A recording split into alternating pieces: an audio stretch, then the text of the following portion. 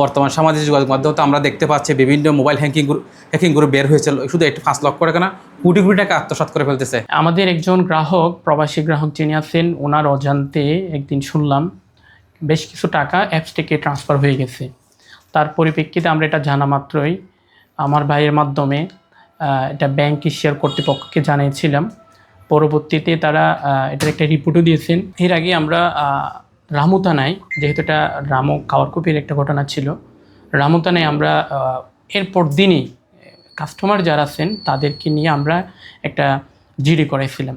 কাস্টমারদের বক্তব্য বা ব্যাংক এশিয়ার যারা এজেন্ট ব্যাংকের কাস্টমার যারা ছিলেন তাদের বক্তব্য হচ্ছে যে কি অ্যাপস থেকে গেলে অথবা যেভাবে যাক না কেন এটা টোটাল দায়ভারটা নাকি ব্যাংক কর্তৃপক্ষকে নিতে হবে। তাদের একতরফী এবং একগুয়ামি কথাবার্তাই ছিল যে কি আমরা কোনো প্রযুক্তি বুঝি না, আমরা ইন্টারনেট ব্যাংকিং বুঝি না, আমরা টাকা যেখানে রাখছি সেখান থেকে নিব। তো আসলে খুবই দুঃখজনক বিষয়। তারা ওনার একজন ভাই আইনজীবী আছেন, উনি আসলে এখানে আমরা খুবই মানে হতাশাগ্রস্ত অথবা ব্যতীত হৃদয়ে মনে বলতে পারি যে আইনের যে সঠিক যে প্রয়োগটা তিনি এখানে সেটা করেন নাই।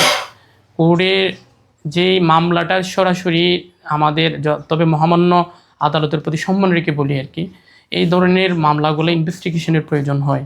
আমি একজন নির্দোষ এবং আমার পাশে যিনি বসে আছেন তিনি থেকে শুরু করে ব্যাংকে টোটালি 2 বার ইনভেস্টিগেশন করে একটা রিপোর্ট দিয়েছেন স্বয়ং ব্যাংক এশিয়া কর্তৃপক্ষ।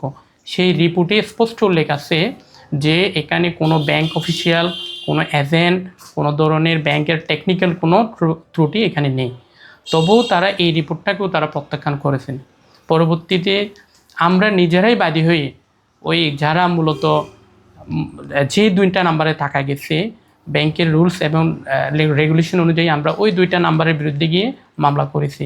ব্যাংকের তরফ থেকে অলরেডি আমাদেরকে ব্যাংকে পরামর্শ দিয়েছেন, আপনারা যেহেতু সামাজিকভাবে, আপনারা যেহেতু আর্থিকভাবে, আপনারা যেহেতু নৈতিকভাবে ক্ষতিগ্রস্ত হয়েছেন, ইনশাল্লাহ আমরা তারই পরিপ্রেক্ষিতে আমরা মানহানির মামলার দিকে যাব। একজন গ্রাহক যখন একটা অ্যাপস যখন ইনস্টল করেন, উনি চাইলে ওনার অ্যাপসটা ডিলিটও করে দিতে পারেন। তবে উনি রিসেন্টলি ওনার ইমেল আইডি অ্যাড করেছেন ওনার অ্যাকাউন্টে, যেহেতু ওনার নাম্বার নাকি বন্ধ ছিল। ওই তারই সূত্রপাত ধরে ওনারা বলতেছে যেহেতু ইমেল আইডি মানে আপনারা অ্যাড করাইছেন, এটাই আপনারাই করতে পারেন। এটা ওনার একটা ধারণা। কিন্তু আমরা আমাদের আইটি এক্সপার্ট বা যারা ব্যাংক এশিয়ার কর্তৃপক্ষ আছে তাদের সাথে কথা বলে জেনেছি যে কি ওনার প্রদত্ত দেওয়া ইমেল আইডিটাই অ্যাড করা হয়েছে এবং ওনার দেওয়া ভেরিফাইড নাম্বারটাতেই ওটিপি গেছে এবং 2টা যে ডিভাইসে টাকাগুলা ট্রান্সফার করা হয়েছে ওই 2টা ডিভাইসের তথ্যপত্র সহ আমাদের কাছে এখানে আছে এবং এটা আমরা আজকেই সেটার একটা মামলা করেছি এবং মামলা সহকারে এখানে নিয়ে এসেছি। এটা 5,21,900 টাকা ছিল। কিন্তু তাদের যে কষ্ট সেটার প্রতি আমাদের সম্পূর্ণ সমর্থন এবং সহানুভূতি ছিল, কিন্তু তারা এখন যেটা করতেছে সেটা অত্যন্ত নিন্দনীয় এবং দুঃখজনক। জি, ওই 2টি নাম্বার শনাক্ত করা হয়েছে এবং সিআইডি এটা নিয়ে অলরেডি কাজ চলমান আছে। আমরা এটা চাচ্ছি যে এটা বাংলাদেশ ব্যাংক এবং ব্যাংক এশিয়া থেকে শুরু করে যারা এবং সিআইডি অথবা ফিবিআই এর সর্বোচ্চ ইনভেস্টিগেশনের মাধ্যমে সঠিক তথ্যটা বের হয়ে আসুক। আমি ব্যাংকের এজেন্ট ছিলাম, এখন বর্তমানে এটা আমার মির্জাফর নামে ট্রান্সফারে আছে আর কি। উনি একজন গ্রাহক না, উনি একজন ব্যাংকের একজন এজেন্ট হয়ে প্রয়োজন ছিল যিনি গ্রাহক যারা টাকা হ্যাকার বলেন, প্রতারক চক্র বলেন, বর্তমান সামাজিক যোগাযোগ মাধ্যমে আমরা দেখতে পাচ্ছি বিভিন্ন মোবাইল হ্যাকিং গ্রুপ বের হয়েছে, শুধু একটু 5 লক্ষ টাকা না কোটি কোটি টাকা আত্মসাৎ করে ফেলতেছে আমরা দেখতে পাচ্ছি এরকম। তো উনি নিজেই যেহেতু গ্রাহক যিনি মনির আহমেদ স্যার, উনি প্রবাসে রয়েছেন, তার পক্ষ হয়ে তার আত্মীয়স্বজনদের সঙ্গে নিয়ে ঘটনা যখন জানতে পারে রামু থানায় এসে একটা জিডি করেন। এসআই আনোয়ার অনেক কষ্ট করে মানে তদন্ত প্রতিবেদনের মাধ্যমে সিআইডির মাধ্যমে আমরা কিছু নাম্বার মানে ম্যানেজ করি, যে নাম্বারে টাকাগুলো চলে যায়, যে 5 লক্ষ টাকা বলতেছে যে নাম্বারে টাকাগুলো চলে যায়, ওই নাম্বারটা আমরা ম্যানেজ করি। এবং আমরা শুধু রামু থানার তদন্ত ওসি সহ থেকে শুরু করে রামু থানার তৎকালীন ওসি, বর্তমান ওসি, সবাইকে আমরা বিষয়টা জানাই, তারাও আমাদেরকে সহযোগিতা করে। কিন্তু আমি এই জন্য এটা বলতেছি, আমি নিজে যেহেতু অনেক কষ্ট করেছি, আমি চেয়েছি কি 2জনে আমার প্রতিবেশী, যিনি গ্রাহক তিনিও আমার প্রতিবেশী, আমার ভাই শাহেদুল ইসলাম আমার প্রতিবেশী ভাই। আমাদের মূল উদ্দেশ্য হচ্ছে কি যারা প্রতারক চক্র তাদেরকে আমাদের গ্রেফতার করা, তাদেরকে আমাদের সবাই ঐক্যবদ্ধ হয়ে তাদেরকে চিহ্নিত করা, পরে না হয় কোনো একটা সমাধানে আসবে।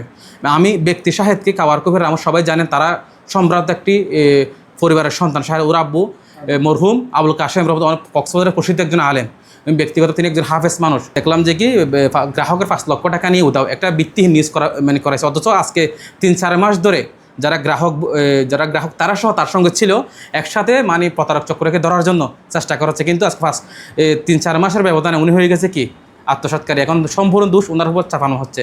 খুব শীঘ্র আশা করি আমরা সিআইডির মাধ্যমে তাদেরকে ধরতে পারবো, এটা আমাদের প্রত্যাশা।